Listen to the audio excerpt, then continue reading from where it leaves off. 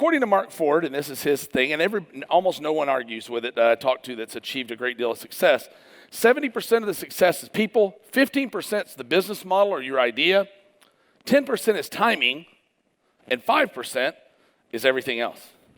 So for us guys that think our marketing is the key to our success, it's not a sustainable key to success. People are a sustainable key to success. What's going to happen next is you're going to hear a presentation from a guy that's going to deliver to you a skill that I believe from the impact filters and from a lot of requests over the years that people want to know how to do, and you'll hear what that is in a moment. So I will introduce him. His name is Perry Belcher. How many of you know Perry Belcher? Okay. He grew up as the son of a single mother in a housing project in Paducah, Kentucky, to become one of the most innovative business leaders and investors in America today. To date, Perry has recorded some $500 million in direct online sales for his companies, and he's advised his clients to sell billions. In 2008, Perry founded Digital Marketer with his partner Ryan Dice that would go on to be the largest direct marketing training company in the world. In addition, Perry has founded or co-founded 11 companies, 7 which have resulted in 7- and 8-figure exits. He's known as a master copywriter, storyteller, media strategist, and inbound marketing expert. Give it up for my friend Perry Belcher. Cool. Well, hey, I got to do a big boy talk today. I usually talk about copywriting and selling crap and things like that. But a little bit's changed for me lately. I don't know, how can I see, is there a confidence monitor thing where I can see the slides? There we go. Oh, yeah. Yeah. So, it's a little bit different for me right now. I had a really good year last year. So I had 4 exits in the last 12 months. 2 of 8-figure companies and 2 of 7-figure companies. So, thanks. So I had to kind of, I appreciate it. Thank you. So I kind of had to put on my big boy pants now because I'm out of shit to do. I don't have anything to sell. So I'm starting new companies again. So I'm replanting after Ryan and I had a 12-year run with Digital Marketer, and I sold out my interest to Ryan, to Digital Marketer and Roland recently. And we sold our TNC event, or a big piece of it, to Blackstone Group, Clarion. And we sold another part of another company to Agora, the Agora companies. So it's a really good year. So going back and looking at, hey, what am I going to do now? I got to plant some new stuff. And you get asked all the time if you teach, if you had to start all over again, what would you do? Well, I got to start all over again, right? Or I got to quit and retire, and I didn't feel like doing that because I'll get even fatter than I am now. So when I went back and kind of did a post-mortem of everything I've done in my life and what I've done well and what I've done poorly, and the latter is a much bigger column, I kind of discovered, I think, that my biggest challenge was people. You know, getting the right people on the bus, building the right kind of teams. And I study things a year at a time. So I'll study storytelling for a year. I'll study cults for a year. I'll study copywriting for many years. But this past year, I began studying people and team building, and I've had a lot of help. Fortunately, guys like Mark Ford, Michael Masterson, as some of you know, writes as Michael Masterson, is now a business partner of mine, one of the driving forces of the Agora companies. I was fortunate enough to hire and bring on to my company now one of the first employees of Zappos and a COO of Zappos, merchandising VP, and eventually COO of Zappos is now at my company. Can you imagine how disappointed he is?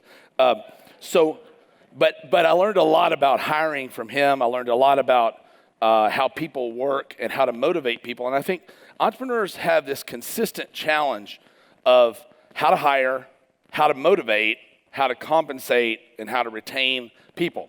So I want to talk to you about what I've learned. Most everything I'm teaching you here, I'm applying now in my businesses, and we're seeing great results. Most of it I did not create. So I want to give the proper people credit as I move along. So here's what I realized. People are the whole ball game. It's hard to get a lot of entrepreneurs, successful entrepreneurs, to agree to almost anything. If you talk to 5 really smart people who have done great things in their life, they all have differing opinions of how they got there and what they did. But the one thing people almost universally agree that I talk to that have built big, successful companies is that roughly these are the numbers. People make up 70% of the success or failure of any venture.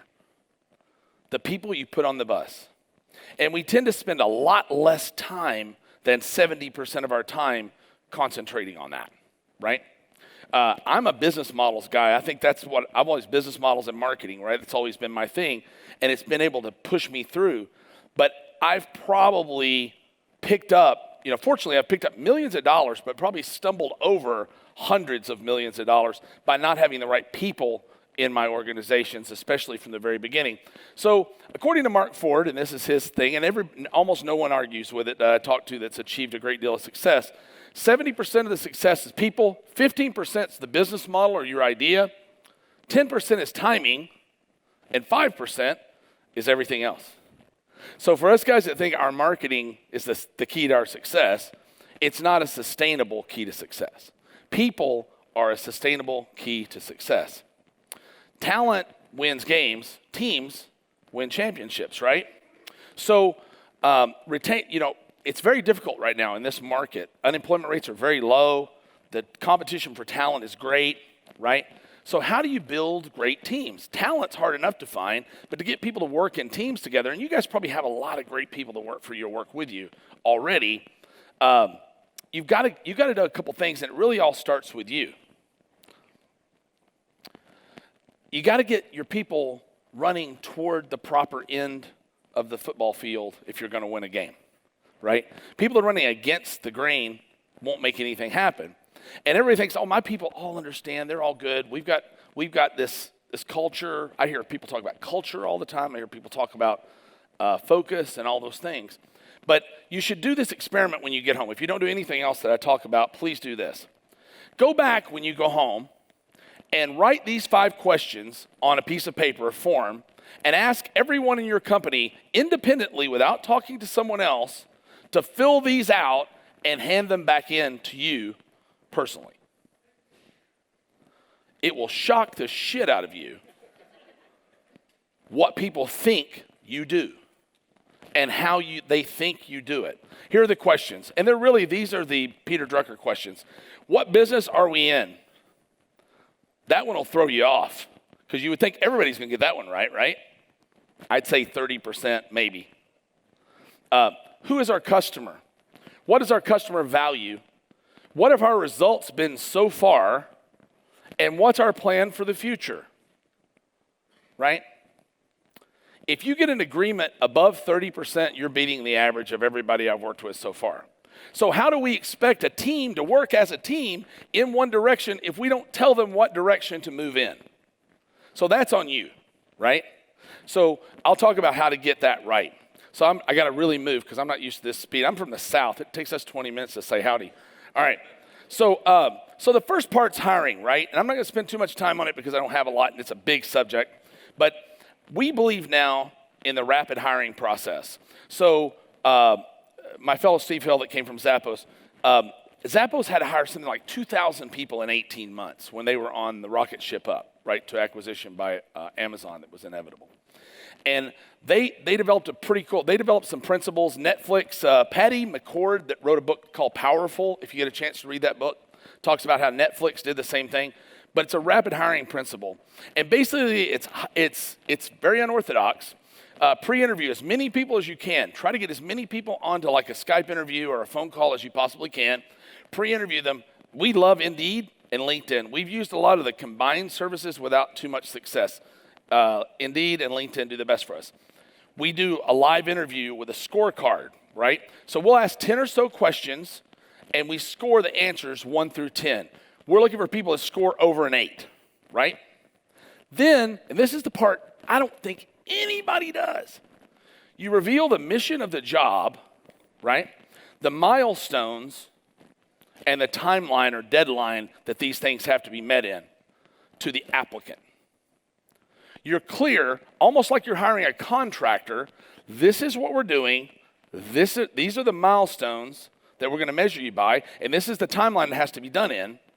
And you ask them, can you do this?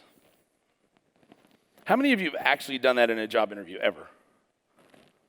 Very few hands, right? You just hire somebody. This is a job, you want it or not. Yeah, come in and we'll tell you all about it later, right? You would never hire a contractor that way. Think about it. You would hire a contractor to build your house. Hey, you're a pretty good contractor? Yeah. All right, well, hell, build me a house. You wouldn't do that, right? It doesn't make sense, but we do it all the time, right? Get their agreement and ask them. I usually ask them here, what are the first 3 things that you're going to do? That'll fuck them up, boy. Because half the time, oh, yeah, shit, yeah, I can do that. Ain't no problem, yeah, They have no idea what the first 3 things are they would do, right? And then here's the shocking part, the unorthodox part. If they do agree and they give you reasonable answers and they've scored the 8+, hire them on the spot without hesitation. There's a couple of reasons for this. Number one, in this market, you can't let somebody walk out the door who's a good hire. You need to lock them down at the table because it's too competitive a market. Secondly, it's pretty low risk if you have a prenup. So what we'll say is, look, here's what we need done. Can you do that? Yep. What were the first 3 things you did? That sounds reasonable. Great. You're hired. Here's the salary we're paying you, and I'll talk about salaries in a second and compensation. But if you don't hit these early milestones, we'll have to part company. You understand, right? So then there's no hard feelings when somebody is dismissed because they can't meet the task. But almost nobody sets that prenup at the interview, right? So that's hiring. Golly, I got to move fast. This time is eating up. So this is the important stuff that I learned from Mark Ford. So when you're building your teams, you need to understand there are 4 kinds of people, 4 types, 4 roles in any organization. Almost everybody falls in one of these 4 roles. Those are craftspeople, growers, tenders, and profit producers. The biggest failure that we make as business owners managing teams in compensation and motivation, all those things, is thinking that all those people are motivated and driven by the same things. They're not. They're completely different. Their motivations are different. Everything's different. So who is a craftsperson? If you were building a house, a craftsperson would be the person who lays the bricks, hammers the nails, puts on the roof, right? But for us in our business, and these examples are from my business, may not apply to yours. It's graphic artists, customer service people, technical people, accountants, logistics, HR, etc. Their responsibilities are to follow a mission, take care of the mechanics of the business, make sure that the customer wins, right? Develop systems. Who do they work for? They work for the tenders. I don't know where the marks are. If I'm walking on a mark, tell me and throw a tomato at me. And what are they motivated by? This is really a big deal. They're motivated by appreciation. And these are the big things you're going to find. The top 3 roles are all A's. Try to remember the 3 A's. Appreciation for craftspeople. They want a clear direction, training, feedback, to have a voice that's heard by management, and order. They also like a very nice environment.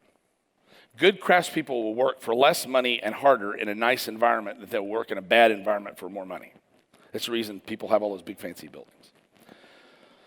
Wow, this is fast. So how do you compensate those people? We pay them 110% of local salary, plus we give them awards, a really nice environment that's stable, and they almost never work remote.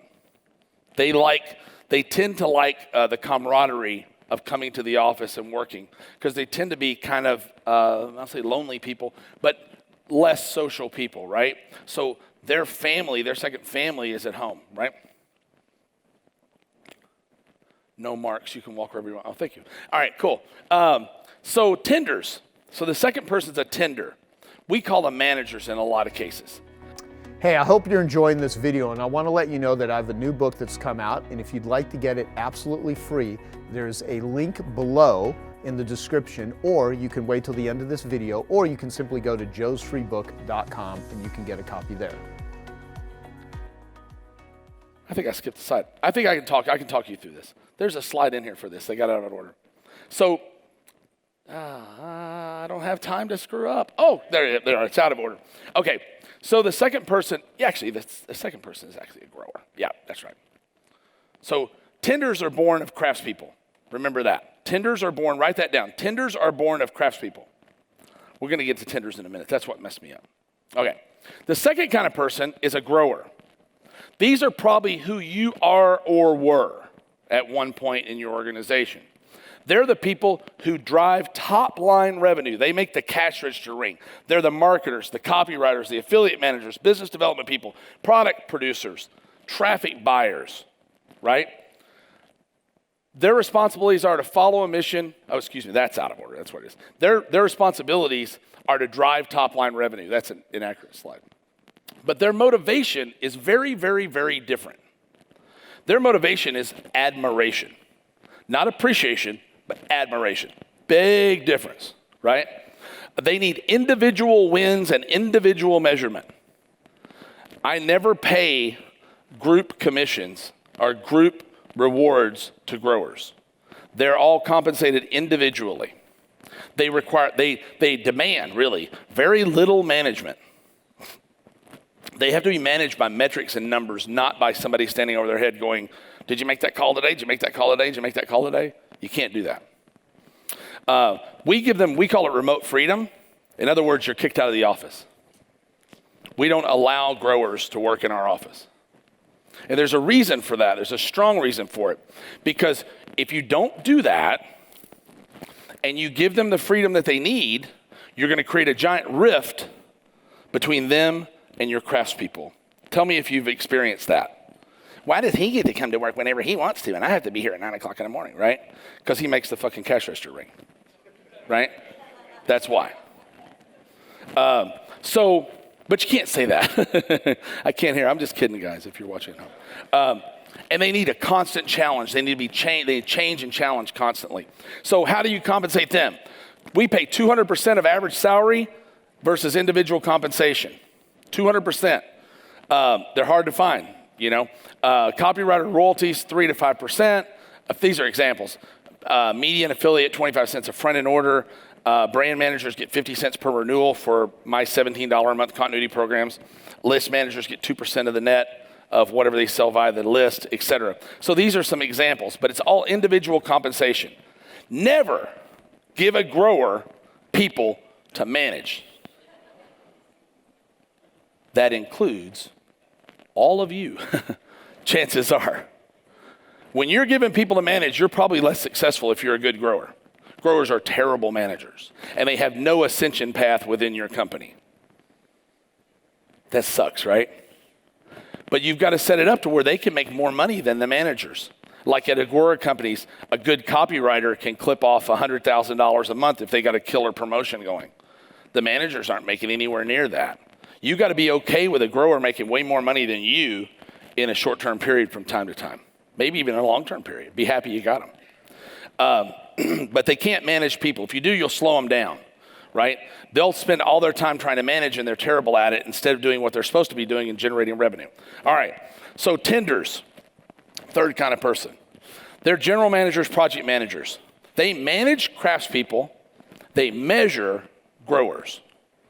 They coach growers, and they hold margins. They help the profit producer, which is the fourth kind of person, hold the margins. They work for the profit producer. What motivates them? Authority, autonomy, a clear vision, order, titles, shocking titles, and a seat at the table. So these are your managers. How do you compensate them? It's very different. Up to 150% of average salary paid in quarterly bonuses. This is the way we do it. Although after listening to Craig, my buddy, Craig Clemens, talking earlier, we may go to monthly. I think it's a better gig. But 100%, if they hit 100% of goal, they get a 25% salary bonus for that quarter. If they hit 150% of goal, they get 50% salary bonus. If they hit 200% of goal, they get 100% of salary bonus for that quarter, right? It's a little bit deferred. So that's how you compensate a tender. The fourth role is the profit producer. This is the person likely running your company. And they're usually not an entrepreneur type person. They're not a growth type person. They're a profit kind of person, right?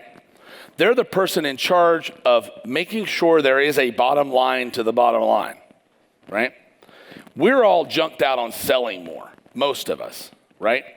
You need one person in your organization, this profit producer, usually a CEO role, that manages the bottom line, right? These are the presidents, CEOs, or publishers. their number one responsibility, everything else is very secondary, is profit. They set the mission, work with the board to set the mission. They make deals and they recruit talent. They don't hire it, they just recruit it. The tenders hire it. They attract it, right?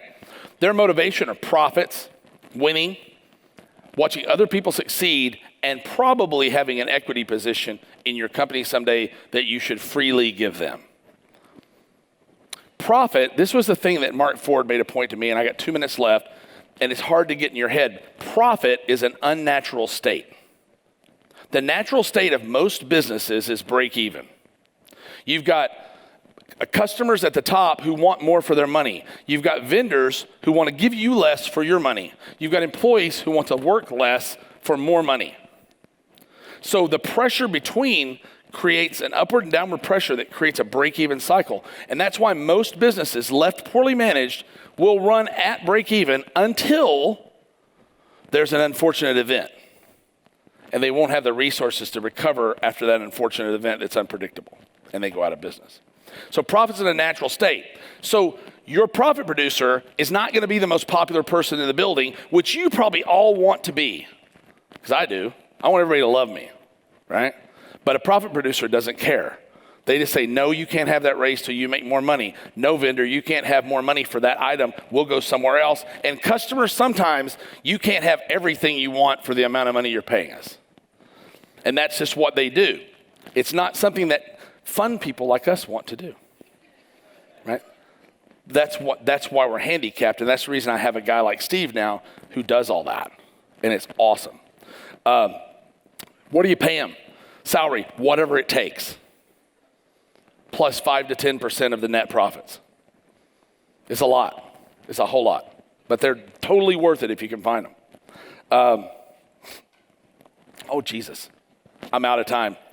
Can I extend or no? Joe? Huh? All right, I'm almost done. So now, those are the 4 roles. These are the 4 types of people. This is very short. You know the 4 roles. Now there are 4 types of people in your organization, right? Front runners. These are people, not roles. Front runners, middlers, laggards, and obstructionists. Who knows all these roles? Right? You all have them right now. So what do you do with these people? How do you deal with them? Laggards, fire them and leave an empty seat. Go back tomorrow and fire their ass. Do not hesitate. Do not pass go. Get them out of your building. They are a cancer, a blight on your organization. They're the worst. They're the boat anchor dragging down everyone else. And write this down if you don't write down anything. Nothing will kill a great employee faster than watching you tolerate a bad one. Nothing will kill a great employee faster than watching you tolerate a bad one. It's the biggest sin you can commit in your business. What do you do with the front runners? Load their wagon. Give them more to do. You want something done? Go to a busy person. All right? Here's the great part. Fire and leave an empty seat. If you don't, you'll say, well, I'm going to fire that guy, but I'm going to look for a replacement first. I got to do this, and I got to do that, and I got to do this, and I got to do that. And you'll put it off because you know why? Because it's unpleasant. And what do you want? Everybody to love you. It's an unpleasant thing to do. Nobody likes firing anybody, I don't think, unless you're like some masochist. But here's a little trick. Go to the front runner and say, hey, look, I'm going to fire, if I fire Jimmy on Tuesday, will you do his work until I find somebody else? Front runner will say, fuck yeah, let me fire him. I've been waiting for you to shit can that piece of shit forever. I hate that lazy motherfucker, right? They will, because they detest that. Just give them the work to do. You got somebody that's willing to do it. Get the salary off and take your time finding somebody new, right? The third kind of person, the third person, but they're number 2 on the list, are the middlers. You just leave them alone. Unfortunately, your company is going to be built mostly of middlers. These are people in the middle. They're the average, right?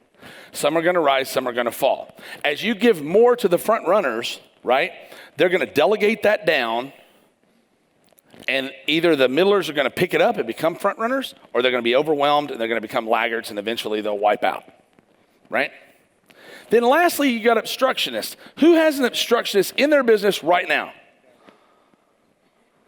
Somebody who's just a pain in the ass, just screws up everything, argues with everybody, nobody likes, right? Always, right? So what should you do with them? Fire them faster. Maybe. And this was the wisdom of Mark Ford, and I'll give him this, and it was genius. He said, most of the time, when you have an obstructionist, they're like a kid acting up in class because they're bored or they're in the wrong classroom. You've got a craftsperson in a grower's role, a grower's in a craftsperson's role, a manager in a grower's role. A lot of times we'll say, oh man, that guy, he's really kicked ass. He sold so much stuff. We're going to make him a manager now, right? And he's excited about it because he or she thinks that's the escalation path. Then they find out they suck at being a manager. They can't sell anymore. They're frustrated, and they just start acting out and picking on everyone else. It's not necessarily their fault. Most of the time, it's not their fault, right? You just got to get them in the right role. All right. So last thing, quarterly evaluations, dismiss the bottom 3 people, promote the top 3, and then have a team building event right after that. We do 2-day offsite meetings. I'm not going to talk about this. Make sure your people understand these 5 questions. There's not enough time for that. Create a board of your profit producers. Put them on a board, advisory board. Create an internal advisory board within your business of your people. They'll be glad you did. They'll feel like they're respected. And share and edit a written plan that everybody buys into on a piece of paper and signs with an ink pen. There's something about signing your name to something, like a contract. It's not a contract, but it's an agreement everybody agrees to. Then everybody's running toward the right goalpost, and you win. And if you're really good, you can outsource all the stuff that's not decision-making to someone else. Thank you very much. Sorry that I took extra time. I appreciate it. Thank you. Okay, I hope you found that video awesome and useful. So if you want to get a free copy of my book, I want you to click here. And if you want to watch some more videos that'll be useful and awesome, click here. Go ahead. They're over here. Do it now. Come on. Thank you. Watch them.